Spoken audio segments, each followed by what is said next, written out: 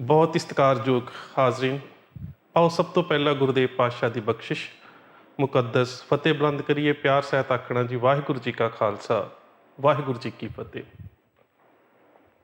ਅੱਜ ਤੁਹਾਡੇ ਨਾਲ ਜਿਸ ਇੱਕ ਛੋਟੀ ਜਿਹੀ ਘਟਨਾ ਦੀ ਸਾਂਝ ਪਾਉਣ ਲੱਗਾ, ਮੈਂ ਸ਼ਾਇਦ ਇਹ ਦਾਅਵੇ ਨਾਲ ਇਹ ਗੱਲ ਕਹਿ ਸਕਦਾ ਕਿ ਤਕਰੀਬਨ ਜਿੰਨੇ ਵੀ ਦਰਸ਼ਕ ਨੇ ਜਾਂ ਸਰੋਤੇ ਨੇ 95% ਜ਼ਰੂਰ ਉਹ ਹੋਣਗੇ ਜਿਨ੍ਹਾਂ ਨੂੰ ਇਸ ਘਟਨਾ ਦਾ ਨਹੀਂ ਪਤਾ ਹੋਵੇਗਾ। ਉਹਦਾ ਸਭ ਤੋਂ ਵੱਡਾ ਕਾਰਨ ਜੋ ਮੈਨੂੰ ਮਹਿਸੂਸ ਹੁੰਦਾ ਹੈ ਕਿ ਜਿਹੜੀਆਂ ਸਾਡੀਆਂ ਕਥਾ ਕਹਾਣੀਆਂ ਜਾਂ ਸਾਖੀਆਂ ਸੀਨਾ ਬਸੀਨਾ ਚੱਲਦੀਆਂ ਸੀ, ਜਿਹੜੀਆਂ ਮਾਂ ਦੀ ਗੋਦ ਦੇ ਵਿੱਚੋਂ ਆਉਂਦੀਆਂ ਸੀ, ਉਹ ਹੌਲੀ ਹੌਲੀ ਖਤਮ ਹੁੰਦੀਆਂ ਜਾ ਰਹੀਆਂ ਨੇ। ਔਰ ਜਿਹੜੇ ਸਰੋਤਾਂ ਦੇ ਉੱਪਰ ਅਸੀਂ ਕਈ ਵਾਰੀ ਜ਼ਿਆਦਾਤਰ ਵਿਸ਼ਵਾਸ ਕਰਦੇ ਹਾਂ, ਜਿਹੜੇ ਲਿਖਤੀ ਸਰੋਤ ਹੁੰਦੇ ਨੇ, ਜ਼ਰੂਰੀ ਨਹੀਂ ਹੈ ਕਿ ਉਹਨਾਂ ਦੇ ਵਿੱਚ ਲਿਖੀ ਗਈ ਸਾਰੀ ਜਾਣਕਾਰੀ ਜਿਹੜੀ ਹੈ ਉਹ ਸਹੀ ਹੋਵੇ।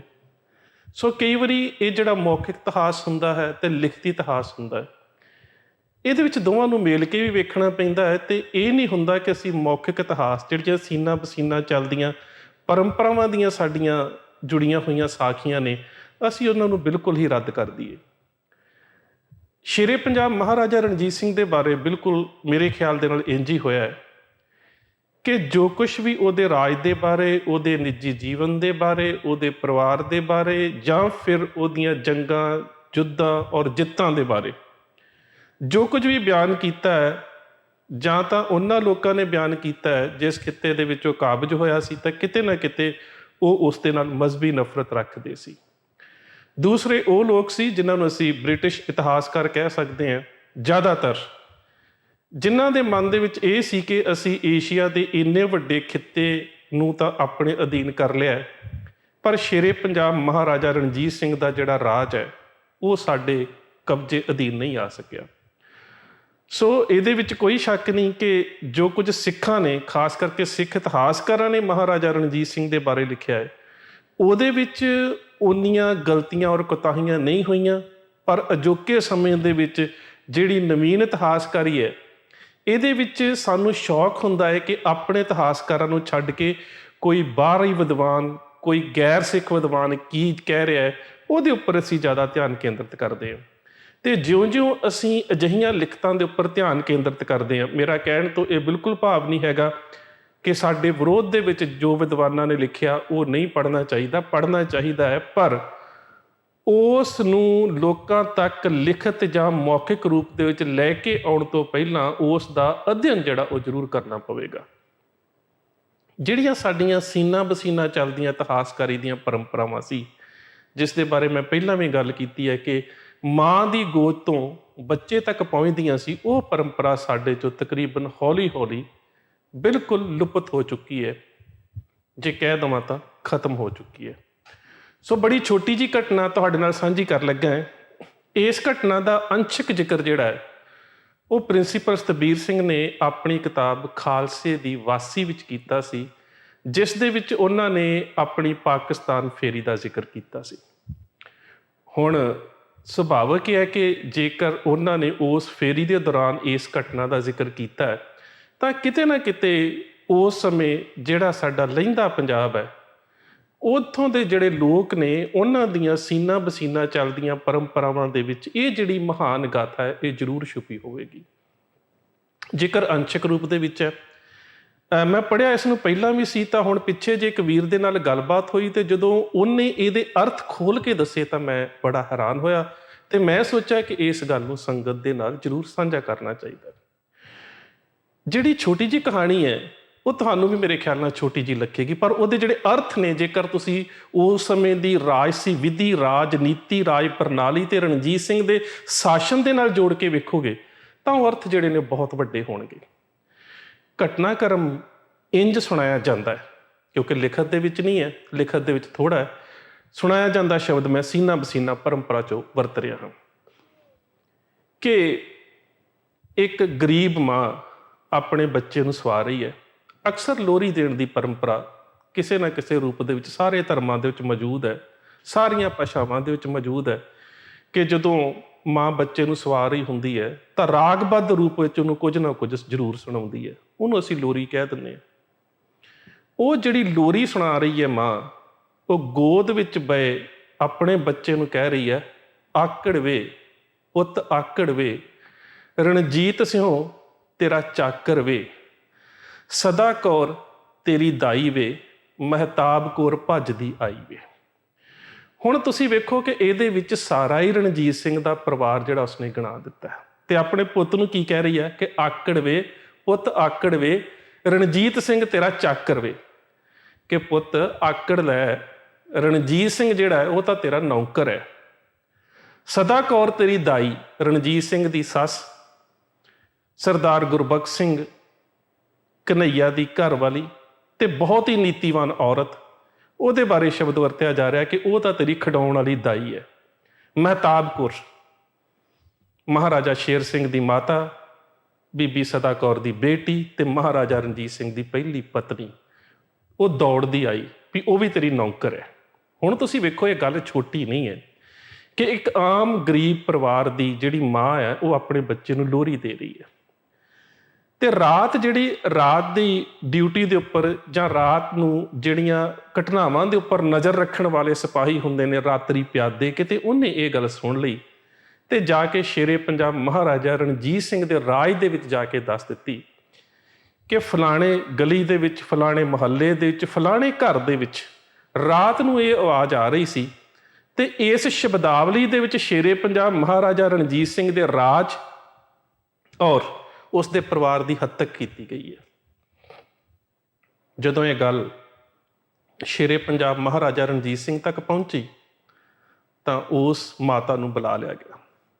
ਹੁਣ ਰਣਜੀਤ ਸਿੰਘ ਤਖਤ ਤੇ ਬੈਠਾ ਹੈ ਤੇ ਮਾਤਾ ਸਾਹਮਣੇ ਹੈ, ਬੜੀ ਡਰੀ ਹੋਈ ਉਸ ਬੱਚੇ ਦੀ ਮਾਤਾ, ਤੇ ਰਣਜੀਤ ਸਿੰਘ ਕਹਿੰਦਾ ਹੈ ਕਿ ਮੈਨੂੰ ਉਹ ਲੋਰੀ ਦੁਬਾਰਾ ਸੁਣਾ। ਉਹ ਵਿਚਾਰੀ ਡਰਦੀ ਹੈ, ਜ਼ੁਬਾਨ ਦੇ ਵਿੱਚੋਂ ਸ਼ਬਦ ਨਹੀਂ ਨਿਕਲਦੇ, ਕੰਬਦੀ ਹੈ ਕਿ ਸਾਹਮਣੇ ਸ਼ੇਰੇ ਪੰਜਾਬ ਮਹਾਰਾਜਾ ਰਣਜੀਤ ਸਿੰਘ, ਜਿਹਦੇ ਅੱਗੇ ਵੱਡੇ ਵੱਡੇ ਵਜ਼ੀਰ ਵੀ ਅੱਖ ਚੁੱਕਣ ਦੀ ਜ਼ਰੂਰਤ ਨਹੀਂ ਕਰਦੇ, ਬੜੇ ਬੜੇ ਜਰਨੈਲਾਂ ਨੂੰ ਇਹ ਗੱਲ ਕਹਿਣੀ ਪਈ ਕਿ ਰਣਜੀਤ ਸਿੰਘ ਦੇ ਚਿਹਰੇ ਵੱਲ ਵੇਖਿਆ ਨਹੀਂ ਸੀ ਜਾਂਦਾ, ਬੇਸ਼ੱਕ ਇੱਕ ਅੱਖ ਤੋਂ ਕਾਣਾ ਸੀ ਪਰ ਇੰਨਾ ਨੂਰ ਸੀ। ਉਹ ਚੁੱਪ ਰਹੀ। ਰਣਜੀਤ ਸਿੰਘ ਤਖਤ ਤੋਂ ਉਤਰਦਾ ਹੈ, ਉਹਦੇ ਕੋਲ ਆਉਂਦਾ ਹੈ, ਉਹਨੂੰ ਦਿਲਾਸਾ ਦੇ ਕੇ ਉਹਦੇ ਸਿਰ ਦੇ ਉੱਪਰ ਹੱਥ ਰੱਖ ਕੇ ਕਹਿੰਦਾ ਭੈਣ ਮੇਰੀਏ ਉਹ ਲੋਰੀ ਜ਼ਰੂਰ ਸੁਣਾ। ਉਹਨੇ ਥੋੜ੍ਹਾ ਜਿਹਾ ਹੌਸਲਾ ਕੀਤਾ, ਕਹਿੰਦਾ ਮੈਂ ਸੁਣਨਾ ਚਾਹੁੰਦਾ, ਔਰ ਜੋ ਤੂੰ ਕਿਹਾ ਉਹ ਬਿਲਕੁਲ ਸੱਚ ਹੈ, ਮੈਂ ਉਸ ਗੱਲ ਨੂੰ ਸੁਣਨਾ ਚਾਹੁੰਦਾ। ਉਸ ਭੈਣ ਨੇ, ਉਸ ਮਾਤਾ ਨੇ, ਉਸ ਬੀਬੀ ਨੇ ਉਹ ਲੋਰੀ ਫਿਰ ਸੁਣਾਈ ਸਾਰੇ ਰਾਜ ਦਰਬਾਰ ਦੇ ਵਿੱਚ। ਆਕੜ ਵੇ ਪੁੱਤ ਆਕੜ ਵੇ, ਰਣਜੀਤ ਸਿੰਘ ਤੇਰਾ ਚਾਕਰ ਵੇ, ਸਦਾ ਕੌਰ ਤੇਰੀ ਦਾਈ ਵੇ, ਮਹਿਤਾਬ ਕੌਰ ਭੱਜਦੀ ਆਈ ਵੇ। ਰਣਜੀਤ ਸਿੰਘ ਹੱਸਿਆ, ਮੁਸਕਰਾਇਆ ਤੇ ਸਾਰੇ ਰਾਜ ਦਰਬਾਰ ਦੇ ਵਿੱਚ ਬੈਠੇ ਹੋਏ ਆਪਣੇ ਵਜ਼ੀਰਾਂ ਤੇ ਬੜੇ ਦਾਨਿਸ਼ਮੰਦ ਲੋਕਾਂ ਨੂੰ ਸੰਬੋਧਿਤ ਹੋ ਕੇ ਕਹਿੰਦਾ ਹੈ ਕਿ ਇਹ ਰਾਜ ਦੀ ਅਸਲ ਪਰਿਭਾਸ਼ਾ ਹੈ। ਦਰਅਸਲ ਉਹ ਕਹਿੰਦਾ ਹੈ ਕਿ ਇਹ ਮਾਂ ਆਪਣੇ ਬੱਚੇ ਨੂੰ ਸੰਦੇਸ਼ ਦੇ ਰਹੀ ਹੈ, ਆਕੜ ਵੇ ਪੁੱਤ ਆਕੜ ਵੇ। ਜੇ ਤੇ ਰਣਜੀਤ ਸਿੰਘ ਜਾਂ ਉਸ ਦਾ ਪਰਿਵਾਰ ਜਾਂ ਉਸ ਦਾ ਰਾਜ ਪ੍ਰਬੰਧ ਮਾੜਾ ਹੋਵੇ ਤੇ ਇੱਥੇ ਆਕੜ ਸ਼ਬਦ ਦਾ ਜਿਹੜਾ ਅਰਥ ਲੈਣਾ ਚਾਹੀਦਾ ਹੈ ਉਹ ਅਭਿਮਾਨ ਦੇ ਨਾਲ, ਦ੍ਰਿੜਤਾ ਦੇ ਨਾਲ ਕਿਸੇ ਦੇ ਅੱਗੇ ਖਲੋ ਜਾਣਾ, ਜਿਹਨੂੰ ਅਸੀਂ ਕਹਿੰਦੇ ਹਾਂ ਕਿ ਫਲਾਣਾ ਮੇਰੇ ਅੱਗੇ ਆਕੜਦਾ। ਕਹਿੰਦਾ ਇਹ ਹਰ ਨਾਗਰਿਕ ਦਾ ਫਰਜ਼ ਹੈ ਕਿ ਜਦੋਂ ਕੋਈ ਰਾਜਾ ਆਪਣੇ ਰਾਜ ਵਿਧਾਨ ਤੋਂ ਜਾਂ ਫਿਰ ਆਪਣੇ ਰਾਜ ਪ੍ਰਬੰਧ ਦੇ ਵਿੱਚ ਨਾਕਾਬਲ ਸਾਬਤ ਹੋਵੇ ਤਾਂ ਸਾਨੂੰ ਬੱਚਿਆਂ ਨੂੰ ਇਹੀ ਸੰਦੇਸ਼ ਦੇਣਾ ਚਾਹੀਦਾ ਹੈ ਕਿ ਤੂੰ ਉਹਦੇ ਅੱਗੇ ਆਕੜ ਜਾ, ਭਾਵ ਕਿ ਤੂੰ ਆਪਣੇ ਹੱਕਾਂ ਦੇ ਲੈਣ ਵਾਸਤੇ ਖੜਾ ਹੋ ਜਾ। ਹੁਣ ਆਕੜ ਸ਼ਬਦ ਦਾ ਦੂਜਾ ਅਰਥ ਕੀ ਹੈ? ਮਰ ਜਾਣਾ। ਕਿਸੇ ਦੀ ਮੌਤ ਹੋ ਜਾਵੇ ਅਸੀਂ ਕਹਿੰਦੇ ਆਕੜ ਗਿਆ, ਮਰ ਗਿਆ। ਉਹ ਕਹਿੰਦਾ ਦੂਜੀ ਗੱਲ ਇਹ ਹੈ ਕਿ ਜੇਕਰ ਰਾਜ ਦੇ ਵਿੱਚ ਆਕੜ ਵੇ ਪੁੱਤ ਆਕੜ ਵੇ, ਕਿ ਜੇਕਰ ਰਾਜ ਦੇ ਵਿੱਚ ਕੋਈ ਇਵੇਂ ਦੀ ਮਹਾਮਾਰੀ, ਬਿਮਾਰੀ ਜਾਂ ਕੋਈ ਆਪਦਾ ਜਾਂ ਕੋਈ ਵਿਪਤਾ ਆ ਪਵੇ ਕਿ ਲੋਕਾਂ ਦਾ ਨੁਕਸਾਨ ਹੋ ਜਾਵੇ, ਉੱਥੇ ਰਾਜੇ ਨੂੰ ਸੱਚਮੁੱਚ ਹੀ ਚਾਕਰ ਬਣਨਾ ਪਵੇਗਾ ਤੇ ਰਾਜੇ ਦੇ ਪਰਿਵਾਰ ਨੂੰ ਵੀ ਚਾਕਰ ਬਣਨਾ ਪਵੇਗਾ। ਆਕੜ ਵੇ ਪੁੱਤ ਆਕੜ ਵੇ, ਕਿ ਜੇ ਤੂੰ ਵਿਪਤਾ ਦੇ ਵਿੱਚ ਹੋਵੇਂ ਫਿਰ ਰਣਜੀਤ ਸਿੰਘ ਤੇਰਾ ਚਾਕਰ ਵੇ। ਤੀਜੀ ਗੱਲ ਕਿ ਜਿਹੜਾ ਆਕੜ ਸ਼ਬਦ ਹੈ ਸੰਸਕ੍ਰਿਤ ਦੇ ਮੂਲ ਸ਼ਬਦ ਐਂਠ ਦੇ ਵਿੱਚੋਂ ਆਇਆ। ਕਿਤੇ ਤੁਹਾਨੂੰ ਪੰਥ ਪ੍ਰਕਾਸ਼ ਨੂੰ ਪੜ੍ਹਨ ਦਾ ਮੌਕਾ ਮਿਲੇ ਤੇ ਜਦੋਂ ਪੰਜ ਸਿੰਘ ਮਿਲ ਕੇ ਬੈਠਦੇ ਸੀ ਨਾ ਤੇ ਉਹ ਕਹਿੰਦੇ ਸੀ ਪਾਂਚ ਭੁਜੰਗੀਆਂ ਮਿਲ ਕਰ ਬੈਠੇ ਖਤਾ ਵਾਰ ਕੇ ਕਾਨਸੂ ਐਠੇ। ਐਠ ਦਾ ਭਾਵ ਹੁੰਦਾ ਮਰੋੜਨਾ। ਜਦੋਂ ਕਈ ਵਾਰੀ ਬੱਚਾ ਜਿਹੜਾ ਹੈ, ਉਹ ਆਪਣੀ ਸਰੀਰਕ ਕਿਰਿਆ ਦੇ ਵਿੱਚ ਆਪਣੇ ਤਨ ਨੂੰ ਮਰੋੜਦਾ ਤੇ ਅਸੀਂ ਕਹਿੰਦੇ ਬੱਚਾ ਆਕੜ ਲੈ ਰਿਹਾ। ਇਹ ਕੰਨ ਮਰੋੜਨ ਤੋਂ ਐਠ ਸ਼ਬਦ ਆਇਆ। ਖਤਾ ਵਾਰ ਕੇ ਕਾਨਸੋਂ ਐਠੇ, ਕਿ ਜਦੋਂ ਪੰਜ ਸਿੰਘ ਮਿਲ ਕੇ ਬੈਠਦੇ ਸੀ ਤਾਂ ਜਿੰਨੇ ਕੋਈ ਛੋਟਾ ਮੋਟਾ ਗੁਨਾਹ ਕੀਤਾ ਸੀ ਉਹਦੀ ਥੋੜ੍ਹੀ ਬਹੁਤੀ ਖਚਾਈ ਵੀ ਕਰ ਦਿੰਦੇ ਸੀ। ਇਹ ਕਹਿੰਦਾ ਕਿ ਇਹਦਾ ਤੀਜਾ ਸ਼ਬਦ ਵੀ ਇਸ ਲੋਰੀ ਦੇ ਵਿੱਚ ਬਿਲਕੁਲ ਪੂਰਾ ਉਤਰਦਾ ਹੈ ਕਿ ਜੇ ਕਿਤੇ ਰਾਜਾ ਆਪਣੇ ਰਾਜ ਪ੍ਰਬੰਧ ਦੇ ਵਿੱਚ ਨਾਕਾਮ ਹੋ ਜਾਵੇ ਤੇ ਪ੍ਰਜਾ ਨੂੰ ਮਿਲ ਕੇ ਉਹਦੇ ਕੰਨ ਪੁੱਟਣੇ ਚਾਹੀਦੇ, ਭਾਵ ਉਹਨੂੰ ਸੁਚੇਤ ਕਰਨਾ ਚਾਹੀਦਾ ਹੈ। ਸੋ ਇਹ ਤੁਸੀਂ ਵੇਖੋ ਕਿ ਸ਼ੇਰੇ ਪੰਜਾਬ ਮਹਾਰਾਜਾ ਰਣਜੀਤ ਸਿੰਘ ਦਾ ਦਿਮਾਗ, ਉਸ ਦੀ ਕਾਬਲੀਅਤ ਜਾਂ ਕਿਸੇ ਵੀ ਗੱਲ ਨੂੰ ਪਰਿਭਾਸ਼ਿਤ ਕਰਨ ਦੀ ਜਿਹੜੀ ਉਹਦੇ ਵਿੱਚ ਖੂਬੀ ਹੋਵੇਗੀ ਉਹ ਕਿੰਨੀ ਅਹਿਮ ਹੈ। ਤੇ ਅਸੀਂ ਇਹਨਾਂ ਘਟਨਾਵਾਂ ਨੂੰ ਛੱਡ ਕੇ ਜਾਂ ਕਹਿ ਸਕਦੇ ਹਾਂ ਕਿ ਸੀਨਾ ਬਸੀਨਾ ਚੱਲਦੀਆਂ ਇਹਨਾਂ ਕਹਾਣੀਆਂ ਨੂੰ, ਇਹਨਾਂ ਕਥਾਵਾਂ ਨੂੰ, ਇਹਨਾਂ ਸਾਖੀਆਂ ਨੂੰ ਆਪਣੀ ਆਉਣ ਵਾਲੀ ਪੀੜ੍ਹੀ ਦੇ ਵਿੱਚੋਂ ਬਿਲਕੁਲ ਖਤਮ ਕਰਦੇ ਜਾ ਰਹੇ ਹਾਂ। ਤੇ ਸੱਚ ਜਾਣਿਓ, ਇੱਕ ਲੋਰੀ ਦੇ ਵਿੱਚੋਂ ਰਣਜੀਤ ਸਿੰਘ ਨੇ ਰਾਜੇ ਦੀਆਂ ਜ਼ਿੰਮੇਵਾਰੀਆਂ, ਪ੍ਰਜਾ ਦੀਆਂ ਜ਼ਿੰਮੇਵਾਰੀਆਂ ਤੇ ਪ੍ਰਜਾ ਦੇ ਜਿਹੜੇ ਫਰਜ਼ ਤੇ ਜਿਹੜੇ ਰਾਜੇ ਦੇ ਫਰਜ਼ ਨੇ ਉਹ ਸਾਰੇ ਸਮਝਾ ਦਿੱਤੇ। ਮਹਿਜ਼ ਜੇ ਵੇਖਿਆ ਜਾਵੇ ਹੈ ਤਾਂ ਇੱਕ ਲੋਰੀ ਸੀ ਨਾ, ਤੇ ਉਸ ਮਾਂ ਨੂੰ ਕੁਛ ਰਣਜੀਤ ਸਿੰਘ ਨੇ ਤੋਹਫੇ ਵੀ ਦਿੱਤੇ ਤੇ ਪ੍ਰਸੰਨ ਵੀ ਹੋਇਆ ਕਿ ਮੈਂ ਖੁਸ਼ ਹਾਂ ਕਿ ਤੂੰ ਆਪਣੇ ਬੱਚੇ ਨੂੰ ਰਾਜ ਪ੍ਰਬੰਧ ਦੇ ਬਾਰੇ ਉਹਦੀ ਗੋਦੀ ਦੇ ਵਿੱਚ ਹੀ ਸਮਝਾਉਣਾ ਸ਼ੁਰੂ ਕਰ ਦਿੱਤਾ ਹੈ ਕਿ ਸੱਚਮੁੱਚ ਮੁਸ਼ਕਲ ਹੋਵੇ ਤੇ ਰਾਜਾ ਪ੍ਰਜਾ ਦਾ ਨੌਕਰ ਹੁੰਦਾ ਹੈ। ਜੇਕਰ ਕੋਈ ਬਿਪਤਾ ਆਣ ਪੜੇ ਤਾਂ ਵੀ ਰਾਜਾ ਨੌਕਰ ਹੁੰਦਾ ਹੈ। ਰਾਜਾ ਆਪਣੇ ਫਰਜ਼ਾਂ ਦੀ ਕੁਤਾਹੀ ਕਰੇ ਤਾਂ ਉਹਦੇ ਅੱਗੇ ਆਕੜ ਜਾਣਾ ਚਾਹੀਦਾ ਹੈ। ਰਾਜਾ ਪ੍ਰਜਾ ਦਾ ਕੋਈ ਗੱਲ ਨਾ ਸੁਣੇ ਤਾਂ ਉਹਦੇ ਤੱਕ ਆਵਾਜ਼ ਪਹੁੰਚਾਉਣ ਦੇ ਵਾਸਤੇ ਸਾਨੂੰ ਉਹਦੇ ਨਾਲ ਸਖਤੀ ਵੀ ਵਰਤ ਲੈਣੀ ਚਾਹੀਦੀ ਹੈ। ਕਹਿੰਦਾ ਮੈਂ ਬੜਾ ਖੁਸ਼ ਹੋਇਆ ਕਿ ਰਾਜ ਦੇ ਵਿੱਚ ਕਮ ਸੇ ਕਮ ਬੱਚਿਆਂ ਨੂੰ ਇਵੇਂ ਦੀਆਂ ਲੋਰੀਆਂ ਦੇਣ ਦੀ ਤਾਂ ਖੁੱਲ੍ਹ ਹੈ। ਸੋ ਇਹ ਘਟਨਾਕ੍ਰਮ ਬੜਾ ਛੋਟਾ ਸੀ, ਸੰਦੇਸ਼ ਬਹੁਤ ਵੱਡਾ ਸੀ। ਸੋ ਇੰਨੀਆਂ ਬੇਨਤੀਆਂ ਪ੍ਰਵਾਨ, ਫਤਿਹ ਦੀ ਸਾਂਝ, ਪਿਆਰ ਸਹਿਤ ਆਖਣਾ ਜੀ। ਵਾਹਿਗੁਰੂ ਜੀ ਕਾ ਖਾਲਸਾ, ਵਾਹਿਗੁਰੂ ਜੀ ਕੀ ਫਤਿਹ।